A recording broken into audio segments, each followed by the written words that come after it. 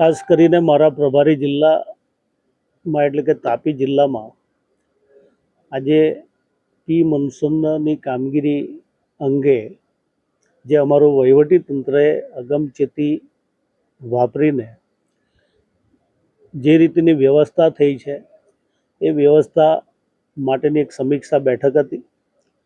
એનાથી વિશેષ 12 વર્ષ સુશાસન અને વિશ્વાસ અને વિકાસના અંતર્ગત વિવિધ પ્રકારના કાર્યક્રમો થવાના છે. એ કાર્યક્રમોની પણ સમીક્ષા કરવામાં આવી છે.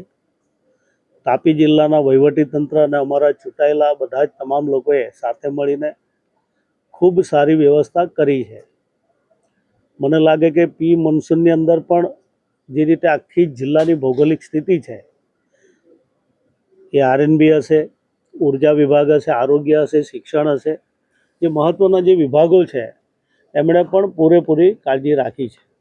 નાની મોટી નદીઓ હશે, કોતરો હશે, ત્યાં કોઈ ઓવરટોપિંગ થતું હશે, ત્યાં બધી જ પ્રકારે પોલીસના સહયોગથી કોઈ પણ નાની સરખી પણ ઘટના નહીં બની શકે એ પ્રકારની એ લોકોએ પૂરી તૈયારી રાખી છે. 12 વર્ષ માટેની પણ જે રીતેના બધા કાર્યક્રમો જે રીતે નક્કી થયા છે એ પ્રમાણે ખૂબ સારા કાર્યક્રમો થશે. એ માટેની આજે સમીક્ષા બેઠક હતી. એમાં મારી સાથે રાજ્ય સરકારના મંત્રી શ્રી જયરામભાઈ ગામિત અને ધારાસભ્ય શ્રી મોહનભાઈ કોકણી પણ અહીંયા ઉપસ્થિત હતા.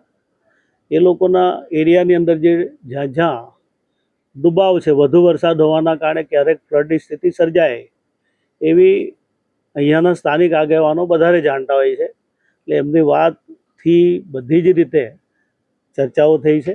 આવનારા દિવસોમાં કોઈ પણ મુસીબત ઊભી નહીં થાય એ પ્રકારની અમે બંને મંત્રીશ્રીએ આ જિલ્લાની ચિંતા કરી છે. અધિકારીઓએ પણ ખૂબ સારી રીતે એનું આયોજન કરી દીધું છે.